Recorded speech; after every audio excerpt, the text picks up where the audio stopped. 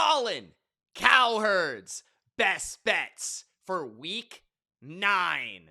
Welcome, football fans and gridiron gamblers. It's Mitch here with my reaction to Colin Cowherd's Blazin 5. His 5 favorite bets of week 9. Are they crazy? Or are they correct? Should you fade or should you follow Colin in week 9? Before I give you my thoughts on Colin's picks, Gronk, spike the like button and don't be a jabroni. Subscribe to the channel, man. Let me know in the comments if you think Colin is picking some good ones this week. If you're following or you're fading Colin in week 9. Let's get to it. Let's react to the Blazin 5. Let's see what Uncle Colin has cooked up in week 9. This week, once again, I'm doing something you shouldn't do. Taking road favorites. They tell you don't do that. I don't love the numbers. I like the numbers more this week than last week. I just end up doing well last week. So the last couple of weeks, it's a lot of favorites. Facts. A lot of favorites. The public is winning a lot lately. I will say that, right? These sharps aren't exactly getting those dogs to cover. The favorites are coming through. I think that just shows the difference between the good and the bad in the NFL. So maybe Colin's going back to the favorites, back to the well. Don't fix what's not broke, Colin. Just keep going, bro. I'm with you. But it's been working. I'm going to do it again, and here we go. Do it. Pick one. Let's blaze it up. Halloween. It's Colin's Blazin 5. 49ers at Giants. I like the Niners minus 2.5 at the Giants without Scattaboo. I'm with them. They were my 5th pick, my final pick on my spread best bets this week. I am following this pick. 49ers bounce back in New York. I'm with you, Colin. Explain. Listen, the Giants, they're not playing clean football. And the Niners have the number 2 passing offense. And the Giants. First of all, the Niners have the number 2 passing offense. He means by yards, by the way, which is incredible considering all their receivers have been hurt. Mac Jones, Brock Purdy. I mean, that's incredible. Think about that for a second. Pass defense stinks. The Niners are 2-0 after a loss, and I like taking well-coached teams after they play poorly. The Niners last week, not buttoned up. They're in a bad mood. No Malik Neighbors, no Cam Scattaboo. 4 of the 5 losses by the Giants this year, defense isn't very good, have been by 12-plus points, too many penalties. They give up big plays, and I think Mac Jones can burn you.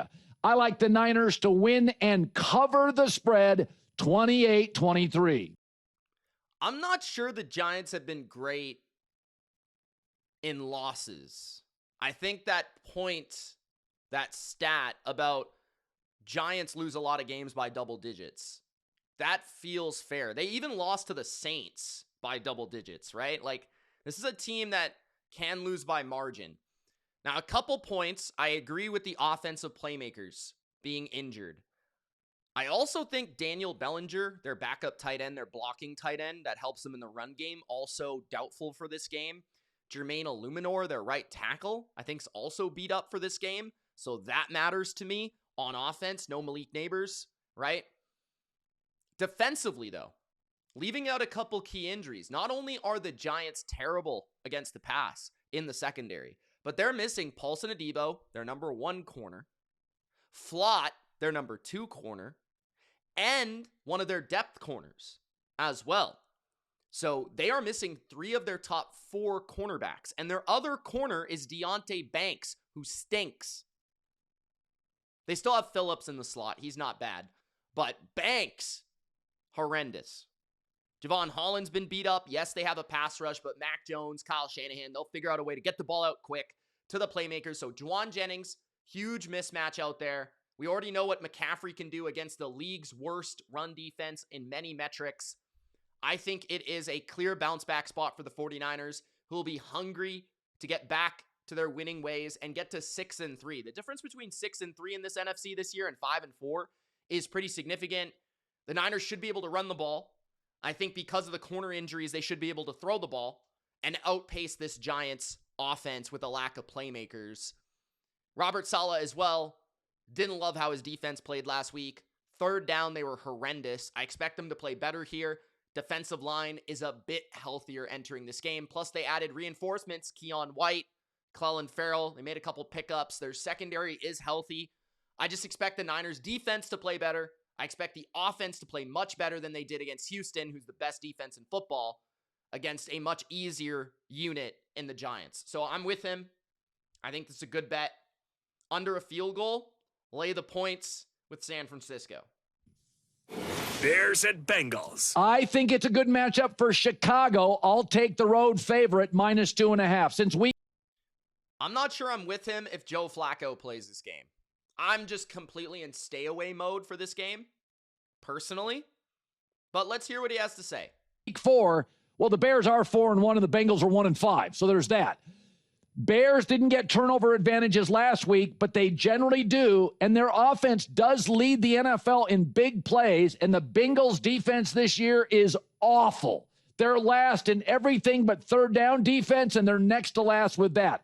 They're 1-5 without Burrow. They don't run the ball particularly well, and Joe Flacco's banged up. The Bears are not a great team, but they can be very good when they get a good matchup, like the Dallas defense or the Bengals defense. I think Chicago wins and covers the spread. Final score 33-27. Like I said, I'm staying away from this one, but I thought his argument was pretty strong. I thought that was a good argument. I can get behind it. I'm not going to say that I would fade this pick. Caleb against a bad defense, he should be able to perform here, right? I'm not a fan of Caleb. You guys know that. I don't think he's very good. But with Ben Johnson calling plays, finding the holes in this defense, which there's plenty of them, you can run the ball on them. One concerning part, no DeAndre Swift for the Bears. He's been electric for their run game. So that is concerning, but the Bears should be able to control the front, run the ball, protect Caleb, play action them to death. Rome Odunze should have a massive game once again. Defensively, Chicago, though, is very beat up in their secondary, and they don't have much of a pass rush. So if Flacco does suit up in Cincinnati, I'd just stay away because Flacco could win a shootout in this game. I mean, if Flacco outperformed Caleb Williams, would that be surprising to anybody? Not really, honestly. So I think if Flacco does play, you have to stay away. But if Jake Browning makes his way onto that field, I mean, there's no way that the Bengals are just able to score enough points to win, right? Their defense is horrendous. But yeah, the Bears defense is also bad. Like, this is the part that Colin didn't really bring up. They're really bad, and they're really injured. Like, if I were to look up their injury report, guys, it's not a good one, right? Jalen Johnson, we know, is already out. We know that DeAndre Swift, I told you, he is out. Luther Burden, out. Okay. Tyreek Stevenson did practice. That's good. Okay. So that's a good thing. At least they have one of their corners back on the secondary, right? Okay. So yeah, I would stay away. Trey Hendrickson's also doubtful. That's pretty big. He's like the only good player on the defense. So I understand this pick. I just personally wouldn't make it until I know more about Joe Flacco. That's just my stance on it. Chiefs and Bills. Where's he going to go here?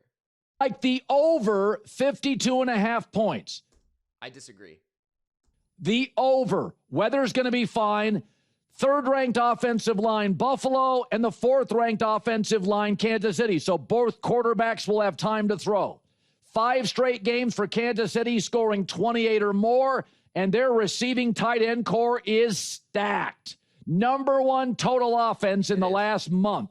The Bills averaging 6 yards a play, second best in the NFL. Josh Allen, when he plays the Chiefs, he'll run it a bit more. But if you look at the games between Mahomes and Josh Allen, the defenses struggle to make stops.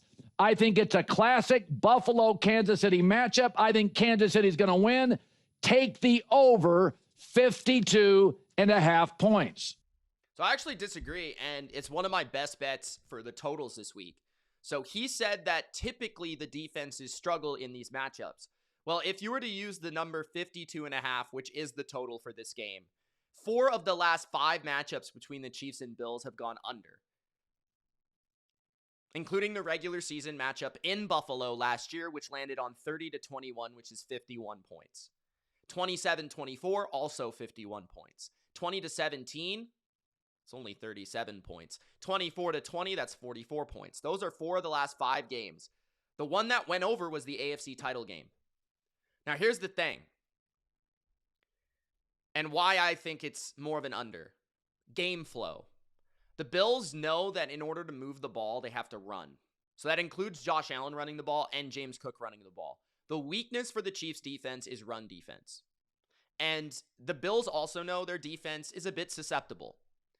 There are some advantages for the Bills' defense. At least Matt Milano is healthy. Their edge rushers have massive advantages against the backup left tackle, which Colin failed to realize. He brought up offensive line metrics that probably aren't as relevant because Simmons is out at left tackle for the Chiefs and Moore is in, and Moore gave up 2 sacks against the Commanders. I think that was part of the Chiefs' issue in the first half. Also, Jawan Taylor's a human false starting machine, and he's on the road at the Mafia in the noise, so it helps the Bills' defense. Matt Milano in the middle is excellent in zone and can probably take away Travis Kelce.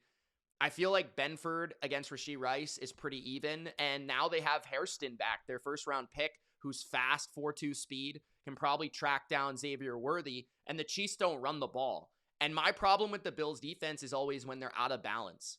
When a team can run and throw on you, the Bills are out of whack defensively because they send too many resources to stop the run, which gives up plays down the field. But when they don't respect your running game, they're actually very good in pass defense. And if you look at their metrics, they're actually a pretty good defense this season. They're not great, but they're not bad either, right? They're 9th in points allowed. They're 14th in yards allowed.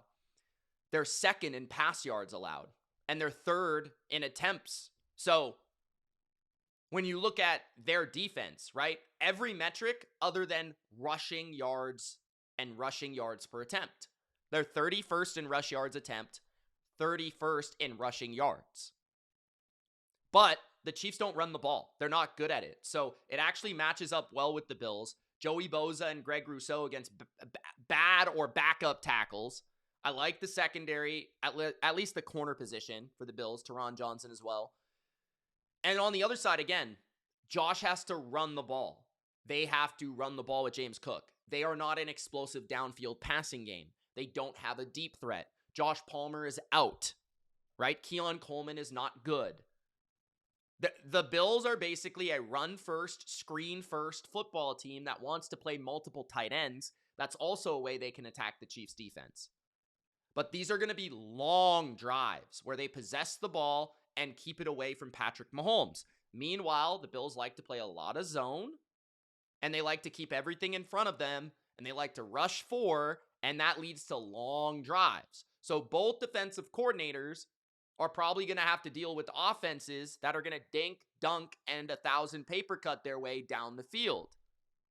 So I actually think because of the game flow, a lot of time of possession, the game will go under. Because that's typically what has happened in this series. So I see around 51 points, 27-24, something like that.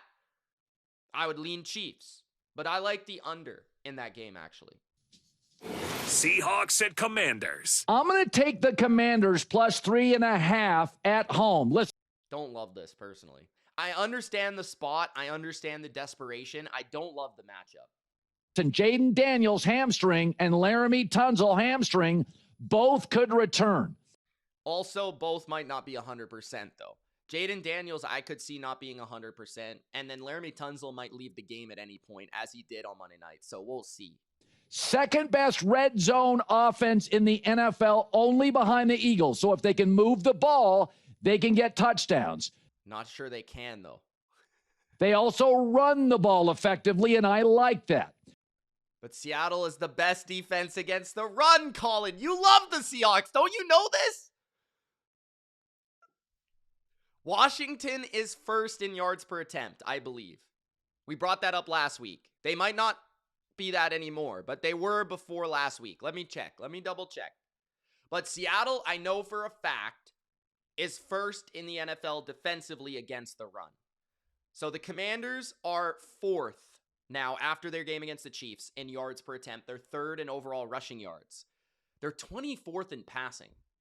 They're not a very good passing team this year because they don't have any vertical dimension. Why? Because Terry McLaurin's been injured for most of the season, and he's missing this game. So Seattle is great against the run.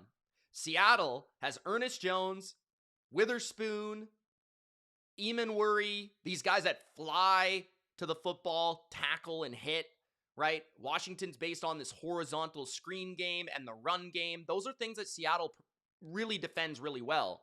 They're massive on the defensive front. They get pressure on quarterbacks. And if Jaden is hindered through the hamstring, he won't be able to run or elude or move as well as usual. Leonard Williams, DeMarcus Lawrence, they'll be all over him. So I think this is actually a really difficult matchup for this offense in the Commanders. I think it's really difficult. I think in order for them to win, they have to win through their defense playing better than we expect, which is possible. I do like the under 48.5 in this game. I do think that Washington's defense showed some promising signs against Kansas City. I do think Dan Quinn and Bobby Wagner against their former team are going to want some revenge there. And I do think that the Seahawks' lack of ability to run the ball, they're kind of inconsistent in that regard, will give the Commanders a chance to play more pass defense and be able to win. But I think that Seattle is clearly the better team. I think they have clearly the better defense. I think this year they have the better quarterback. I think this year they have the best weapon in the game, JSN, in this game. And they have the more explosive running back, Kenneth Walker. They have a coach in Mike McDonald who's great on the road. And also, with a bye week to prepare for Cliff Kingsbury, he's going to be prepared because he's a great defensive coach. So personally, I don't love this pick at all. I could see a number of ways that Seattle outperforms the Commanders. The one thing that scares me about betting the Seahawks is that it's a Monday night, 3-5 football team that really needs a win. If they lose this game, the Commanders, they're in big trouble. Their season is practically over. So, big spot for the Commanders. That's why I'd stay away from Seattle, but I like a lot about this matchup when it comes to the Seahawks. So, I would stay away from this. The Seahawks are getting sloppy and a bit reckless for me. I love Sam Darnold. That was because they played the Texans. Not on any other reason. It was because they played the Texans. But he's gotten back to some bad habits. Right now, the Seahawk offense in the last couple of games is sputtering. No Kevin O'Connell in the building. Commanders win it, take the points. I like Washington 28-27. I don't think Washington's scoring 28 points. I could be wrong, though. Cowboys. Cardinals, Cowboys. I'm going to take Dallas -2.5. They're just a very good. Another pick I don't love. I just feel like there's better picks on the board than these. But I don't know. It's just me. You guys let me know in the comments. These are a lot of games I haven't really commented on that much this week. I actually kind of lean towards the Cardinals. They've won this series, I think the last 2 games. I think Jonathan Gannon has a win under his belt in this series against Dak Prescott. I think it will be Jacoby Brissett, which might be a good thing for the Cardinals offense. They've been humming with Jacoby Brissett. And the Cardinals, coming off a bye week, I believe, extra time to prepare. Dak Prescott, yeah, he's awesome. Dallas's offense is awesome. Gannon knows it well because he was in Philadelphia. And they have no defense. Laying points and counting on the Cowboys to win a game just scares me to death because they have zero defense. Zero. Did you see the Denver Broncos go up and down the field against them? It was embarrassing, and Denver does not have a very good offense. So I just can't trust the Cowboys laying any sort of points, even at home. I really can't. The Cardinals have been really close against good teams. Barely lost to the Colts, barely lost to the Packers, barely lost to the Niners, barely lost to the Seahawks. Those teams are all better than Dallas. They're all well-rounded. They're all much more well-rounded than Dallas. So, I don't know, man. Let's hear the argument. It's probably going to be home field, Dak in the offense, blah, blah, blah. I just don't trust it. Home team. One of 5 teams that hasn't lost at home. Number 1 scoring offense in the league. And at home, strangely, they don't give the ball away. Only 1 giveaway in Dallas all year. I just like what they do at home. Dak having a really good season. Protection's better than I thought. So is the run game. The Cardinals, that defense is banged up and getting worse. Allowed 27-plus points in back-to-back games. Again, this is really, I'm taking Dak at home over a better team. Who knows who's quarterbacking for Arizona, but I think they're regressing. Dallas still believes in that building. They can make the playoffs, and maybe they can. Swallow the points. Dallas wins and covers 28-24. So again, I'm... Okay. The Cardinals, defensively, they're average. They're 13th in points allowed. They're 14th in yards per attempt allowed. I think they're actually a little bit better than people think because of the competition they've played. Again, you look at who they've played. The 49ers in San Francisco, Seattle, Indy, Green Bay. Those are elite offenses. Or close to elite, right? The Tennessee game they lost, which was a complete fluke, right? The last 2 games, by the way, he said they've allowed more 27 or more in both games. That was against the 2 top offenses in EPA in the NFL, the Colts and the Packers. Taking favorites. I'm not prone to do that. Plus the over on the Bills and the Chiefs. All right, so those are his picks. I'm staying away from Cowboys.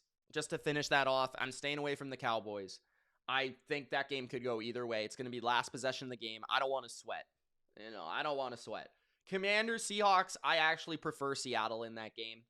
Chiefs, Bills, I like the under. So those 3 picks I'm not a huge fan of.